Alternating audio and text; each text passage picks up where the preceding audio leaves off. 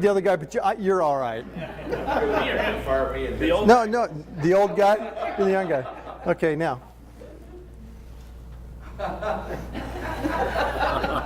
Sorry. I'm shy too. Is there anybody else in here that's sharp?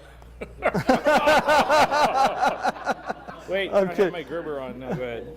Okay, do the same thing. No, I want you to grab my fingers. Grab your fingers? Go ahead and grab them. Go ahead and grab them. Should I squeeze Okay, really hard? no, thank you very much. I appreciate you doing that. You. You know, let me ask you something. What did I just do different than what we did before? You volunteered. I volunteered, but then what did I get him to do? Grab your fingers. But then I did what? I asked him to release. Do you know that if you had asked me to release your fingers, or Lisa, you would have done that, I would have let you go? How many of you are afraid to ask? When you get in a predicament, are you afraid to ask? How many of you are afraid to ask? It happens a lot. How many of you guys have employees working for you? How many of you love having employees working for you? Okay.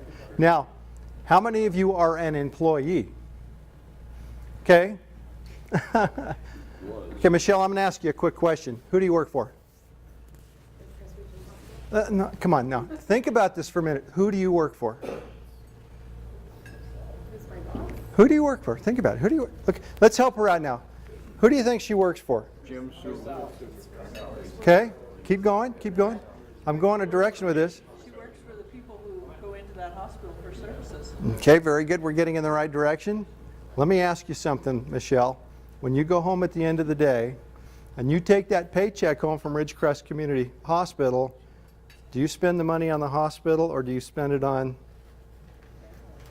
Who do you spend it on? My family. You spend it on your family and therefore you. Now let me ask that question again. Michelle, who do you work for? You work for you. Now, those of you who are employers, I want you to take this to heart, because there is not an employee partner that you have that works for you. I want you to get that through your head today. Nobody works for you, but they are employed by you. What is the difference? How many, what was that?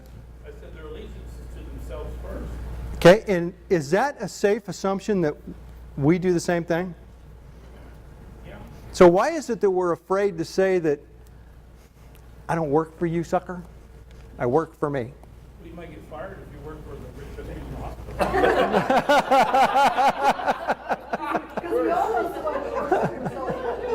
So what you're telling me is you have to be careful what you say, but you can say, I'm employed by Ridgecrest Community Hospital and I love it. I love being employed there. And this is what they do for me and this is what I do in return. You might not want to say, well, I go to work for Ridgecrest Community Hospital for me, but you do. Now, Sharon, you've got some employees working for you. Have you ever thought about that? Do your employees work for you or do they really work for themselves? I'm not sure this is a good day to ask that question. You work for them, don't you? You work for them. You work for them. Now, this is the challenge. If you go to your employees and you ask them who they work for, I promise you, if you allow them to work for themselves, two things are going to happen. Number one, you're going to get more production out of them, because when they come to work and they're having a bad day, they're not doing it to make you successful, because to be quite frank with you, any of you guys that are owners or run a big company, employees don't care if you drive a new Mercedes-Benz. They don't care if you make that. In fact, they may even get mad if they know you went to Italy on vacation, because they feel like they're being cheated and they should get part of that. Is that a fair thing for an employee to feel? No. Why? When you have people that work for you, who is the one that takes the risk to provide the job for them in the first place? The bank. Are you okay? My blood sugar's high right now. I see that. And she's hugging you, though. So if you pass out, we'll just pick you up off the floor. No, I just lost my train of thought. Sorry. No, it's really an interesting dynamic. If you can come to grips with the fact that your employees really don't work for you, but they're working for themselves, trying to obtain a certain objective on their own, for themselves, you know, it's a relief to you to know that you're helping them obtain their own objectives. Now, I only have a few minutes, so I'm going to finish with one little small topic, and I think this is important. How many of you have mission statements? Okay. When was the last time you guys read your mission statement? Start of the year. Okay. Do you know what your mission statement is? Anybody? Do you know what yours is off the top of your head? Can you tell us what it is real quick, real loud so we can hear you?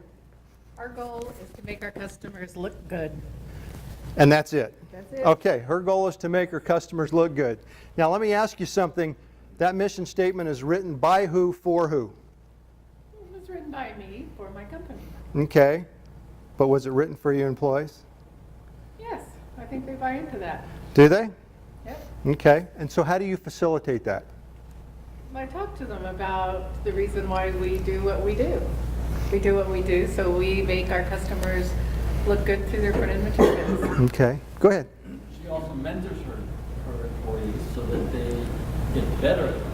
I've I seen do that. You know, I like that. And if we get into one of our full-blown seminars, one of the things we talk about is mentoring. And I like the word coaching as well. Somebody that's a good coach and a mentor will have greater success because they know that you care. And it sounds to me, is it fair that she cares about the people that work for her? Yes, she does. And so you get great results out of your employees, don't you? Yes, I do. How many of you guys have ever been caught stating this to an employee or a business associate? I said you'll do it because I want you to. I said so. Have you ever heard that? Oh, I'll bet you have. She told me that just yesterday. I know. When you go into business, this is a challenge that I have for you. Take your mission statement. Yours is simple and it's right to the point. Now, if you really want to be successful with your employees, not only have a mission statement, but I challenge you to create mission objectives for each individual department, like in the hospital, each individual division if you've got places all over the place, but more importantly for each individual in the company or in the organization. Now, what's really critical about having these mission objectives is that the mission objectives need to support the overall mission, number one. And number two, when you're talking to the individual, their mission objectives should also support them. I'm going to say that again. It should support them because their objectives are different. I'm a big Denver Broncos nut. And when I have free time, I like to spend my money at a Denver Broncos football game. The Chargers and the Broncos are playing here in a few weeks, and I'm going to be there, dang it, with an avid Chargers fan, and I cannot wait. That's what I work for, so that I can go have those enjoyable moments. That's what I work for. Whether it's having grandkids, I think, Patty, you said you've got how many grandkids? 8. You have 8. I've got you beat. I have 10. I have 10. I know. How many do you have? 13. 13. Do you live for those grandkids? They're fun, aren't they? So the money, are you on retirement right now? Yep. Isn't it exciting that you have the funds now that allows you to enjoy that? So you've met your objective, haven't you? Yep. And you continue on with that. And you continue on with that. Any questions at all about how we look at mission objectives and mission statements and who you work for? Anybody question that concept at all? Oh, this thing changed on us. Oh, I did. It's interesting to me when you begin to talk to your employees, you're going to find something that is really, really interesting. And let me bring this up real quick. It'll only take me a second. I'm going to skip right to this screen right here. Now, what is this? Compass. It's a compass. Now, how many of you guys have ever heard it stated, find your true north? You need to know your true north. You need to know your direction and where you're going in life.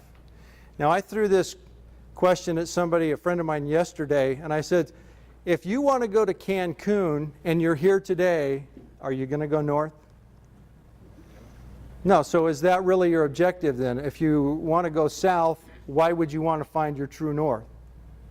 So everyone in this room has a different direction. You might be going northeast, you may be going back east. How many of you have relatives on the East Coast or kids on the East Coast? So are you going to go north if you want to go back to go to Florida? Maybe as a waypoint, depending upon where your flight goes, but ultimately you're going east, right? If you go to Europe, if you fly to Germany, you fly over Greenland. How many of you guys have ever been in a plane and flown over Greenland? Is that cool or what?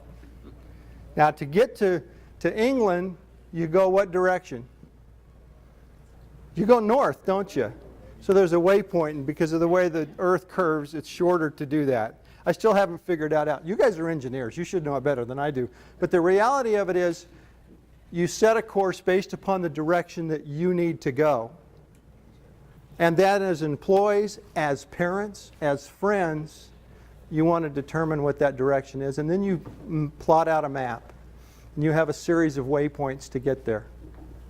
How many of you guys went from business owners, you went from having nothing to being filthy rich in one day? It is a joke. So what happened? How did you get there? You had your vision, didn't you? You're at the bottom in Onion Valley in Independence. Everybody know where that is? Okay. You're in Independence, and you know you want to go to Mount Whitney. If you're at Independence, could you see Mount Whitney? Not from Independence, you can't. But you have a vision. You can see it from Death Valley. But we're not in Death Valley. We're in Independence.